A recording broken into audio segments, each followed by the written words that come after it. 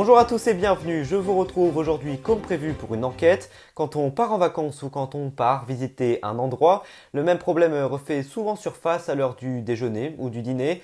Où aller pour manger, dans quel restaurant aller? Dans ce cas-là, peut-être avez-vous consulté la note attribuée aux établissements autour de vous. C'est en tout cas la démarche qu'adoptent 9 clients sur 10, note qui peut faire grimper la popularité d'un établissement ou au contraire la détruire. Alors comment l'interpréter? Les avis sont-ils toujours fiables? C'est un reportage signé Marie Justet et Louison Farman. Ils sont souvent cruciaux dans le choix de votre restaurant, les avis et les notes sur Internet.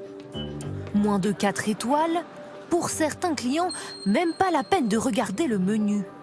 Au-delà, pas de problème pour s'y attabler. Mais ces avis sont-ils réellement gages de qualité? Nous avons mené l'enquête. Dans ce restaurant de Trouville, il y a ceux qui choisissent à l'instinct. On marche et puis on voit le restaurant, donc on s'est arrêté. Et ceux qui se fient à la note du restaurant. J'ai regardé, c'était très bien noté, donc je me suis pas posé la question. Pour ce gérant, on ne peut plus ignorer les avis sur Internet. On peut aimer ou pas aimer se faire juger sur un site d'avis. Aujourd'hui, ça en fait partie. Donc, il faut le prendre en considération. Chaque semaine, il reçoit une dizaine d'avis sur Internet. De bons commentaires en majorité, mais également de mauvais avis. On a Charles qui écrit « Continue de marcher, il y a tellement mieux à quelque part ». Là, on a un bof, par exemple. Bon, on ne dit pas pourquoi, c'est juste bof. Selon lui, il y a aussi des notations uniquement destinées à lui nuire. On a une liste d'étoiles où il n'y a absolument rien.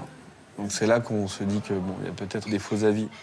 Parce que si un client est mécontent, il va au moins mettre une petite phrase pour dire pourquoi il est mécontent. Certaines mauvaises notes proviendraient à ses yeux de concurrents ou d'anciens collaborateurs.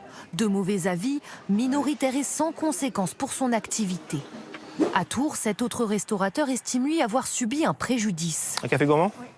Il y a 2 ans, en une nuit, 22 mauvais commentaires ciblent son restaurant. D'un coup, la note de son établissement chute à 3,2 étoiles, un coup dur. C'est un peu traumatisant, quoi. Les nuits qu'on suivit, c'était un peu compliqué pour trouver le sommeil. C'est une injustice, hein, c'est clair, hein, ça peut torpiller une affaire.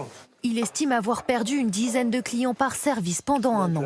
J'avais souvent des gens qui regardaient la façade du restaurant, qui sortaient leur portable, qui commençaient à taper le nom, qui voyaient la notation et puis qui faisaient demi-tour, quoi. Depuis, la moyenne du restaurant est remontée. Sur les 22 avis, la plateforme en a supprimé 9, car considérés comme suspects. Mais alors, faut-il se fier à ces notes? Pour cette spécialiste du numérique, tant que les plateformes ne contrôlent pas les avis, ils sont à consulter avec prudence. On assiste même, malheureusement, à une professionnalisation de la production de ces faux avis, puisqu'il y a des entreprises aujourd'hui qui vont proposer aux entreprises de créer des faux avis fictifs pour améliorer leur visibilité. Une pratique illégale qui expose à une amende pouvant aller jusqu'à 300 000 €. Voilà donc pour ce reportage. Demain, j'aurai le plaisir de vous retrouver pour un mag. On ira découvrir un gigantesque dragon de béton qui se sent un peu seul. Ce parc du centre du Vietnam est désert depuis près de 20 ans. En attendant, je vous souhaite un très bel après-midi et à demain.